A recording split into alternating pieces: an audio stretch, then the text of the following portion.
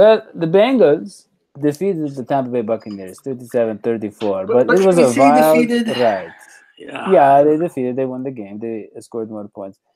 It was a roller coaster, really. I mean, we were It's so mostly far downhill. ahead. Yeah, and then former Bengals quarterback Ryan Fitzpatrick, who was on fire, by the way, early in the season. He had one bad game. They're like, we're benching you for this guy who's given us all this headache, but we drafted him number 1, so we're going to have to play him. And so they let Winston have all the chances in the world, and then they saw, wow, he's just going to throw an interception every time. Let's give it to Fitzpatrick, and he almost brought them all the way back. I mean, what we saw today is the equivalent of it really wasn't about the Bengals. It was about the Bucs. Okay, Yeah. It was the equivalent of if you're having a birthday party where you're the main star and you're putting on a show for your guests, and your friend one-ups you, and it's the worst day of your life. Today was that day for Winston. I mean, it was his failure, and it was not our success. And if they had made the switch earlier to Fitzpatrick, they would have won the game. It wasn't about us. It was about them. That's the summary of all I have to say for today. I'm happy the Bengals won. I think there were some positive things. I think Mixon had a good day. I think there were some good things about the game. The defense looked a little bit better. Boyd continues to look like a future star. Boyd continues to look like a future star, but at the same time, we have to be honest about what's going on here. We're a really good team. We're 5-3. We're not. We're a really lucky team. We're 5-3. Okay. We could have just as easily not been 5-3, and that's the problem. That's a sport. I mean, it's like one score. It's not a sport. Yeah. It's not. No. There are some things. Hold on. I'm not going to say a lot today because I want to hear from the pros. I want to hear from the Johns. I want to hear from the Dadios. Yeah. But I am going to say this. I had a guest here from Village Island who did not understand the way American football works. So we were watching the game together. And he knew that I was rooting for the Orange guys. And he was like, oh my gosh, you guys are up by so many points. So why are you still on the edge of your seat, Hodgie? And I was like, because you don't get it. It's the Bengals. That doesn't mean they're going to win. And I was right. Just like every other game, they let the other team catch up. This is a problem. You can't keep doing it. Well, they were our guests. Winning. They were visiting Cincinnati. You don't want to be, you don't be like super rude. You run the score up. It's like you're being rude to your guests. It's not. Run the score up just the way the Chiefs ran the score up on us. That's the way the professional league works. And I yield the floor to the respected gentleman, John Sheeran. Yeah, please, John, give us some real analysis. I have to say, the 2 games that I've watched completely hungover have been the craziest roller coasters of games. It was the Dolphins one. I barely remember the night before that, and this one. It's just the weirdest games to watch, and it just happened to be the night of the morning or the afternoon after I was completely sloshed. But regardless, the Bengals did kind of play drunk in the second half, and it's not the first time that we've seen something like this before, when they just run into a team where they're just able to do whatever they want to in like the first half. But there's just never Marvin Lewis putting his foot on the gas and just running over the Bucs when he could have. And I think part of that also falls on Bill Lazor. I think that there's just the play calling in general became really stale in the second half, and it was more about just being conservative and obviously getting time put off the clock and whatnot. But 4 consecutive 3-and-outs is not going to win you a lot of football games, and not every team is going to have a backup quarterback like Ryan Fitzpatrick to pick up the mess. But I agree with Hodgie. I think if Fitzpatrick plays the whole game, this game probably turns out a lot differently for the Bengals. But regardless of that, there's obviously some positive to take away from 4 interceptions against an NFL quarterback. It might have been against the personification of a modern day gunslinger in Jameis Winston, but 4 interceptions, it's not, nothing to, ignore, I guess. Bates had a great. He had a terrible game. Yeah. But it was a game that we knew that Winston was going to give them opportunities. But I've never seen him reading a defense that badly. I mean, he just was not reading. And it was a lot of overthrows. It was a lot of overthrows. Yeah. But at the same. good pressure. You know, John, you talk about they would have won the game with Fitzpatrick started. Really, if you look at You it, just cut me off before I got to all my positives. Yeah. What's that? You just cut me off wasn't- before I got to all my positives. Oh, well, The poor guy sloshed, and you're cutting him off. Give the guy a That's break. true. Let him talk. John, about that, you know, with the show and the salary we give you and everything, we do expect you to come, you know, a little bit more alert. Look, But you don't get it. This man is the Keith Richards. This man is the Keith Richards of Bengals football. Okay. Over Halloween, to be honest. No. Look, this is the Keith Richards of Bengals analysis. He comes in, he's barely conscious, and he just puts on the show, and then everybody. And he's still better than everybody else. Still better than everybody else. Look, guys. I just want to real quick, and I want John to finish. I just want to say, I feel like those 2 70-yard touchdowns really hurt us. You know, and hold on, wait. Why? Well, I feel like they made it easy for them to score, and one of them, I think, Deshaun Jackson burned William Jackson, right? Yeah. And the thing is, William Jackson is a good corner. He's not the fastest corner. He relies a lot on his makeup speed, catch-up speed, and he's got really long arms too. Jackson ran like a 4.3. What do you mean he's not fast? He ran a 4.3? I don't know. But he's not as fast as Deshaun Jackson. Well, I just remember, you know, John, I just remember a lot of his great plays last year when I was making my highlight video. Like, let's say Antonio Brown had beat him, but he would catch up to him. You know what I mean? He does that a lot. I don't know what that is. If that means he's fast, and he's misreading. That's him misreading. Yeah, and so my point is, he's a good corner, right? And I know Austin is not corner. Right, and Deshaun Jackson flew right by him for like a 67-yard touchdown. Like he didn't just straight up beat him. I think he just like faked inside, just turned upfield. What my point is, and it's also bad coaching. Yeah. The defense coaching has gotten better. There were adjustments made, and they looked better this game. But the defensive coaching staff, you can tell there is some rust in the bucket right there. You know what I mean? There's some rust in the bucket. It's like when you watch Hodgie walk, and you can say, "Oh my gosh, something's wrong with that guy." That's how I feel about the defense. It's like something just not right. You know? Well, someone in the comment section, and it is Deondits. I just want to remind everybody that John's not done talking, though. That's true. Well, I just real quick, I'm going to get back to John's conversation. But Deondits, it's very important, said, either Marvin or Jim Haslett need to take over the defense, get Austin out of here. Now, Marvin, it's not going to happen. But what do you think about Jim Haslett's? What's that? No, hell no. No, okay. No. Hell no, Deondits. Yeah. Okay, so go ahead. Why not? Explain. You want the linebackers coach to take the whole. But he's a former head coach, though. So maybe the discipline, maybe the intimidation. Okay. Regardless, no. Dude, don't put Haslett anywhere near play calling duties on the defense. Okay, so sorry about that. Yeah. But for the defense, I say make Vontez the defensive coach. Okay, that's another conversation, I guess. But regardless, we knew that Jameis Winston was going to give the Bengals defense opportunities to turn the ball over. We also know that Bengals defense is prone to not capitalizing on those opportunities that much. This game was different, though. 4 interceptions really kind of turned the tide during the first half, and it was the Bucs defense is it's awful. It's 10 times worse than the Bengals defense, and I think we saw that definitely today in the first half. It didn't really matter what the Bengals were doing on offense; everything kind of worked. You know, like Mixon statistically has not been that good running the ball with Andy Dalton snapping from under center.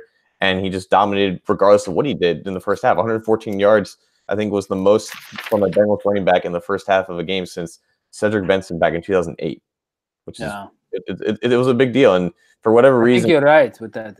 It was like 4 consecutive series in the second half where it was like the same play calling, like first down, second down, third down, and just the same negative results. And for whatever reason, Lazor didn't try to adjust it or try to get any more aggressive in that approach. And you know, with Fitzpatrick at quarterback, obviously the Buccaneers were a lot better because he just made the throws that Winston didn't. And that was kind of the difference in them coming back. And the time kind of just ran out on the Buccaneers, I guess. Yeah. Or we beat them. I mean, we were unstoppable there. But I don't even know if you can say beat. I mean, it came down to one thing. If that game went to overtime, do you think the Bengals would have won? No. John, why are you putting me on this spot like that? Guys, the momentum was with Fitzpatrick. That was obvious to anyone who bothered to watch the game. Dadio. What are you trying to say? I watched some of the game. I saw some of the game. I don't know what you're implying there. You're saying that the Bengals beat the Bucs. Well, it's technically true. If they had truly beaten the Bucs, then you would have had confidence that they would have beat them in overtime. We were all relieved. We all let a notch out of our belts when they kicked that field goal, because we know the Bengals, the momentum had shifted. Fitzpatrick was a big part of that, but the momentum had shifted. Well, the momentum shifted, but let's be honest. I think Catherine Terrell said she covered the Bucs when they gave up the most yards in NFL history, and the Bengals are on pace to break that. And I don't want to say I like Catherine Terrell, but you notice the pattern there, right? But whatever it is, I mean, I don't know if that would be still be an NFL record, but they're giving up a lot of yards. I noticed that, and it's for a defense with this kind of talent with Atkins and Oh, by the way, we don't have Lawson anymore. Lawson, a great friend of the show, one of my best friends. I remember the last time he was on the show, we talked about how he's going to be more of a complete player, and he did that, and it doesn't show in the smile sacks on that man's face. Oh yeah, it was like we became like. It was the smile on that man's face was like a rainbow in my heart. I am telling you that man and I, we are so close, he and I. Yeah, and we had him on the show, and he was on our show, and it we're really inseparable now. I mean, so here's the question. All right. First of all, I have two questions, and either one of you can answer. It doesn't just have to be John this time. Okay. Number one, what are the chances that Bengals coaching staff are watching our show, especially the Hodgescope that I had about going for it on fourth down? Because early in the game they did it twice, and it was a surprise. And everybody and Joe, it's Joe Goodberry played the part in that, but I also made the video. So hey, I'm wondering if Joe Goodberry. I love the guy, but he doesn't have the reach that we have on the show. I mean, he doesn't even have there's 100,000 followers. I mean, so here's that's the first question. Open up. What happened that they were taking those big risks? The first time they failed on the fourth down, I thought, oh yeah, that's it. They're never going to try that again, which would have been a shame. But then they did it again. I was like, but then the second half. I mean, I didn't the second, but I think they had 5 punts in a row. Mm-hmm. Yeah, it was crap. Yeah. It was crap. So I mean, either they thought that you tuned out. I'm pretty sure all those punts were not even close to midfield though. So they didn't get a first down in those drives, so they were just not in a position to actually go for it without giving the ball back on the 30-yard line or something like that. So there was that. But yeah, I agree with Hodgie. After that first fourth down that failed, I thought that was it. They're not going to try that again. Regardless, it was a good process, but it was a bad play. There were 7 guys in the box and they had 6 blockers, and they tried to gain 3 yards. It was dumb, and they ran a much better play, a much more higher percentage play, a little inside slant on 1-on-1 to AJ Green. It worked. That's the nature with fourth down. You don't have to get them any yards. The probability of converting is high. When I play Madden, whenever I play Madden, we never punt, and we end up scoring. Punting's for cowards. We score way more points. Of course, because the game is designed for 4 downs, so you're playing it like a 3-down game. Yeah. Now here's another, and for the fans who want to learn more, please check out the Hodgescope. Now here's the second question that I have, and it's for all of you, for either one or both. Yeah. Our third down efficiency this game. Bucs were 10 and 18. We were 5 and 13. So we're talking. I mean, we're in the low, below 40% for third down efficiency. What the heck is going on? What is wrong with the Bengals on third down? And this is something Marvin Lewis has been talking about for years. He's been talking about this. Why is the third down efficiency so horrible? John has talked about this, because we always have such third and long. We don't get enough yards on first and second down. Mm-hmm. And that comes from terrible play calling, especially in the running game. A running plays, it's either Mixon does it himself, or we're not going to get any yards. Either he has to dance around, make some fancy move, right? Yeah.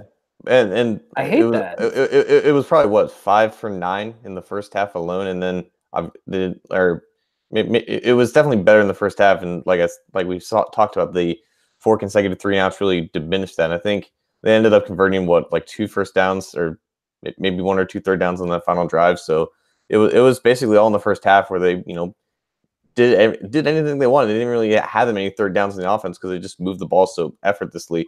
And then for whatever reason, they couldn't get any yards in first and second down in the second half. And obviously, a lot of those third and longs are just not putting yourself in a good position to move the ball. Well, the second half, we had the defense making plays, making sacks, even without Carl Lawson, who could be one of the greatest players ever. Really, we still had 6 sacks. We really need to talk about just how screwed they are, because Jordan. I like Sam Hubbard. I like the splash plays to me. He had a sack.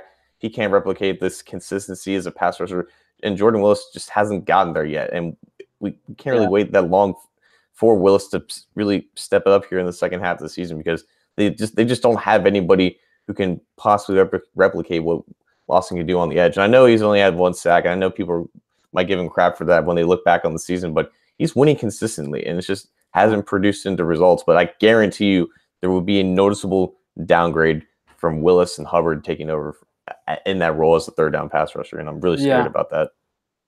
Yeah, we really should be. Yeah. But one guy who really, even it's just a rookie, but what a rookie is this Jesse Bates guy. Mm-hmm. And John, look at this. This was our offense in the second half. Was this kind of stuff? Yeah, it was that pick six. Look at that. That was nice. Yeah. The way he does the wings at the end. The confidence. It's too easy for him. It's too easy. There's a lot of confidence, and there's a sense of freedom, like as if he's a child who's. Yeah, well, he is a child. He's a rookie. He's a rookie. He's like 15. How old are rookies, John? They're very young. Yeah, very young. He's frolicky. He frolics into the end zone. Look at the frolicking right there. Do you see that? The frolic. Well, yeah, let's look at the frolicking a little bit more here. So zoom on the frolic. And we need more joy in our lives. He's prancing. That is called prancing. This is what that's called. He's prancing. And we've been missing this since the what do you call it days? Since the Icky Wood days, they did the celebration where they had the photo in the end zone. They did that against the Dolphins when it was Michael Johnson got his touchdown, and I think Bates and all of them did it again today. They got to pay a photographer, because these players obviously want their picture taken. And I like that Sam Green guy. He's a good photographer. Maybe they can pay him to take. SG does it. UC alum. Oh, he's great. He's a really good. I don't know. Good. I think he just must really like living in Cincinnati, because he could probably get a lot of opportunities. So, look at that. Yeah, like this play here, John. What happened on this play? It was a coverage bust. Bengals traditionally just go cover 2 with a lot of underneath and 2. It's bad coaching. You can see Sean Williams is the safety there, right? He just bid on the end move and just basically lost a step. Okay, Sean Williams is 28 years old or something. What point are we gonna see regular competence? He had an interception this game. Consistency. It's not. I'm looking at the play. I'm looking at the way the defensive play was designed on that. It's just it was a clear fail. It's just cover let's 2. look at this one. Look at this. Explain this. Explain this to me. Yeah, it's just a cover 2. That's true. It is a cover 2. But John, look at this one. What are we doing here? Why is William Jackson so far? It seems like he's relying on that. And keep going, because look at him slow down. I remember this play. What is that? He's looking back, trying to blame somebody else. He's not catching Jackson regardless. I know, but then you got to make it look like you're trying. Go back and you see. It doesn't look like he's trying. And then, I don't give a shit. And Deshaun Jackson doesn't even know how to do the peace sign. You're supposed to do it before you get in the end zone, right? No, that's just. Deshaun Jackson requested a trade. He did right before the game. Right before the game. It's kind of wild to me. It is, and then normally they have bad games or they're benched, but he just goes out and burns us. So where is the play where poor AJ Green might have gotten turf toe? Did you guys hear about this? He's okay. He said he stubbed his big toe. Not stabbed. He stubbed. It would be bad if he stabbed this. No, he didn't. So is he going to be in next? No, we have a bye, right? No, he'll be fine. He'll be fine. Yeah, he's AJ Green. But look at this play. Look at this. Speaking of AJ Green, guys, look at this. This play. Is nice. How did we get this guy on our team? Why did he agree to play on our team? It's just like. Well, it's his team. He's one of the few wide receivers who can say it's my team. But he chose. No, but if you look, it's true. But if you look at a lot of the elite wide receivers right now, a lot of them have some issues because it's a more passive role where you have to wait to be thrown to. The thing about AJ Green is he's the star receiver. Well, let's be fair. Boyd is.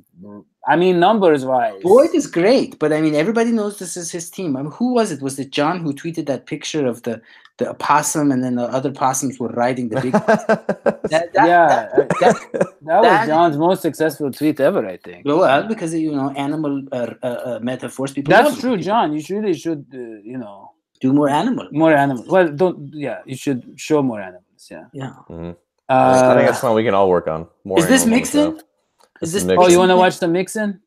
Mixon had a good game. Despite the fact that our the run blocking is crap, and I feel, and that's my opinion, which I'm entitled to. I feel like the run blocking wasn't great. I think Mixon made his own opportunities this game and got some plays. And in fact, we had a better run game than the Bucs, and we even had better than, I would say, in some ways better than our passing game. Yeah.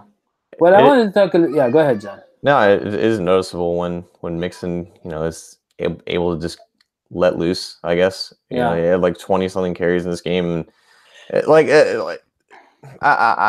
21 carries, 123 yards. That's 5.9, yards per carry. It goes against my brand. Like, I'm not like running the football. Yeah, you were telling me, you were like, it doesn't matter who you run against. You just keep passing. This is the new NFL. I mean, honestly, the Bucs Adrian Peterson's like 30. Honestly, the Bucs defense is garbage. It's garbage. No, I know. Yeah, like Mark Wallen could have done this. Maybe not the same thing, but regardless, he's right. Like, it's easy to run against the Bucs, and when you run as successfully as you do, like Mixon did in this game, you're just going to have just general success in everything you do on offense if you keep with it in that same style. And they didn't do that in the second half. Well, yeah, I wanted. The Bucs were good when they had that guy with the really skinny head as the coach. What was his name? Tony Dungy. Oh my gosh, that guy was good with the skinny head. Man. Yeah, I guess. I miss that guy. Well, yeah, but I wanted to talk about Tyler Boyd because we talked about AJ Green. I want to talk a little bit about Tyler Boyd, and this kid is the big time. He's the real deal. Look at that. There is a big catch there, almost a touchdown, right? Yeah, but this was like the first game without John Ross in the lineup that Boyd, stepped up, because that was the trend. Without Ross, it was tougher for Boyd. Wait, Ross has played like 2 games. He's been healthy for like 2 games. I mean, in every game that he's played, Boyd did. This year, you mean? Yeah. Like, the 2 games that Ross played. Like in the games that John Ross has not played before this, Tyler Boyd was basically a non-factor. Without Ross in the lineup, and the stats did show that. This was the game where Boyd said, "Hey, it doesn't matter if Ross is in there or not. I can still get open. And I can still produce," and that was really good to see from him. Well, like you said, the Bucs defense is garbage. Exactly. But Bucs defense is garbage, and yet the Bengals did virtually nothing in the second half. That's the concerning point. I don't know why rub their noses in it. Because this is exactly what went wrong with the Chiefs. You see, exactly what worked now is exactly what didn't work the weeks before. It looks one way when you play the Bucs. It looks another way when you play the Chiefs. You got to be the kind of team that can play the Chiefs. But if you don't love me at my, if you don't love me at my Chiefs, then you don't love me at my Bucs, or whatever that saying is. Do you know what I mean? Wow, if you can't love me at my Bucs, I don't know how to say it, but you know what you're trying to say. You're trying, but here's the thing: the Chiefs are one of the top 2 or 3 teams in the league. We are one of the youngest teams in the league. Not to take it to a step at a time. I mean, we're 5-3. Okay, how about this? Okay, I posit before you the Steelers. The Steelers, look, the Steelers, they cheat. Okay, the Steelers, you're never gonna cheat, but who cares? You know what I mean? This is the problem. Almost every game we've won this year has been one of these crazy sloppy either comeback or barely hanging on kinds of games. You can't do that. Yeah. You got to win. And now that you're scrolling through, can I use an opportunity to have a little message and a little heart-to-heart with the fans about the puppets? So just a puppet update. So this lady named Rachel has been making our puppets, and I've been in constant communication with Rachel because we want the puppets to look nice. Listen, I am a handsome man. I know that. You know that. Yeah. The puppet's got to be handsome. Well, you're handsome when you can buy your way to looking decent. Is what you mean? Like you have to spend a lot of money to look like a normal human. I drown myself in cologne. I oil the beard. I oiled the head. Lots of plastic surgery. Lots of plastic surgery and lots of diets that have failed. But all of that aside, I just wanted the people to know, because they donated to the show for the puppets to be, and we've never. Right. We have to give them an update. The puppets are in production. We last week picked the quote unquote skins, the pelts from which these puppets will be made, and we chose a nice pink color to portray Dadio's soft and delicate pink skin, baby-like skin, and a more olive, shall we say, tone to for me. And so I just wanted to know that the skins have been picked, and she's working, and she's giving us updates. Soon we're going to have pictures, hopefully, of the progress that has been made. Yeah. Awesome. Yeah, we're going to have the puppets soon. There's the puppets. Yeah, these are the pelts. You see right there. Man, I should have gone with camel Mongolian faux myself. They just posted that. I think they just posted from the waist down, that's me. I am Campbell Mongolian. I wear a pair of pants all the time. No, but did you notice they added a lot of colors? And this is what we chose for you, Rosie. Yeah. That's a fine pigment.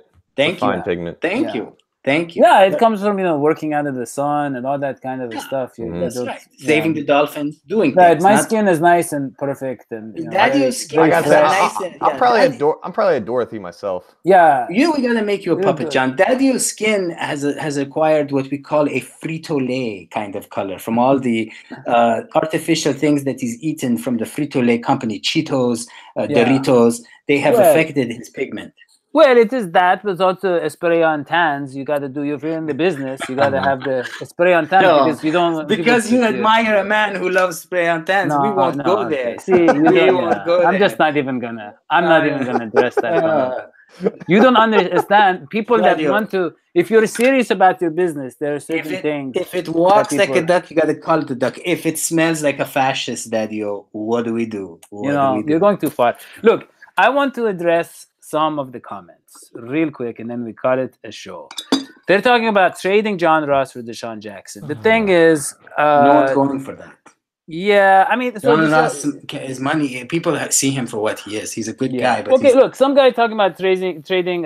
Amos Zarti says trade for Demaryius Thomas. Here's the thing: you want to trade for someone? Trade for Winston. Well, I was going to say QB. No. Demaryius Thomas makes like $15 million a year. And he's not that great. You mark my words. The Bucs. I think people are not understanding the problems with the Bengals offense.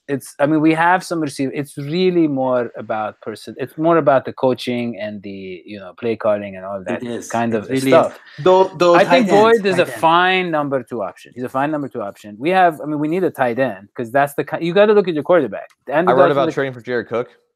There you go. There you go. Because you look at Andy Dalton. Look, you look at the Andy Dalton. If you have like a big arm guy, then you want a guy. You need a speed guys. And I'm not. I know. But with Dalton, he needs the big targets over the middle. And get the ball out quickly. He needs a lot of targets. You look at Tom Brady and Dalton are regularly in the top of the league in terms of getting the ball out quickly. And both of them look at their QB efficiency when they have the Gronky or the Eiferts and when they don't. And it's amazing the difference, Exactly. And that's the thing. And in that sense, when John keeps talking about the NFL of the future and the offense of the future, let's be honest, Dalton is suited for that kind of offense where things are spread out and there's a lot of little short dickety dunks that he can do. Yeah. He's good at the dickety dunks. Let's be honest, our problem right now. Classic. He's not the Dan Marino type. He's not the good at the classic. He's not. He's not the downfield thrower. Man, now I remember. I have a question for John that I've been saving for a long time because I really wonder about it. Okay, hit me. Every time that Andy Dalton sits back and he says "Said Huck," he always says 18. Have you ever 18? He says 18. I always thought it was lady. What is he saying? That's what I want to know. What is he saying? No, Andy Dalton. Yeah, he's addressing his wife. Yeah, go ahead. No, wait. I know what you're talking. It's Green 18. Yeah, Green 18. What is that? Green is AJ Green. Yeah, 18 is AJ Green. Yeah. What does that mean? So he's saying it's his cadence. What do you mean cadence? I'm new to all this. I don't understand. I thought the QB means something what they say, or is this like a superstitious? No, it doesn't mean anything. No. So it's the hard count. Like, did you notice how the Bucs had like 6 offsides penalties in Yeah. this game? Yeah. They got really confused with predicting when the Bengals were going to snap, and that's Right. kind of it's just part of the quarterback's cadence to, like everybody knows like when the ball's everyone on the offense knows on what count like the ball's going to be snapped and whatnot. That's just the cadence that he came up with because he loves AJ Green, obviously. Yeah. Wow. He's a very That's like when Harry met Sally kind of level. Well, yeah. Devotion. If like Sally was, basically the whole reason for Harry's success in his life. Yeah. Yeah. So maybe more Princess Bride-ish, but still, wow. Yeah. But, we're talking about the offense. And the offense is okay. It's not that big of a problem, really. I mean, the defense, I don't see any end in sight for the big yards they're giving up. I don't know. Even when the secondary is getting burned the way they were, I just... Offense needs to put up those first half points basically every week, I would say. Yeah. Is there an end in sight for the show? No. For right now, yeah. We got to end the show. Yeah, we got to end the show, man. We've been on. We got to end the show. Yeah. This is, All right. Well, thank you for watching. And we will see you next time. Oh, someone said bring in Des Bryant. No, thank you. No. I don't think we need Des Bryant. Right, John? Couldn't hurt, Why not? A lot of attitude. It might be like 2010 again. You're not a players guy. You are not a players guy at all. I don't like Des Bryant. I mean, no, I don't dislike him as a person. I don't like the fieriness they say. Like, I don't like that he can get away with it because he's so competitive. What has he ever done to be like Tom Brady? Okay, he's done his stuff. Didn't he have like a 16 touchdown season?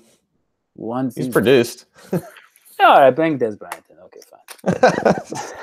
All right. You convinced me. All right, so that's all we have. We'll see you next time. Sweetie pie.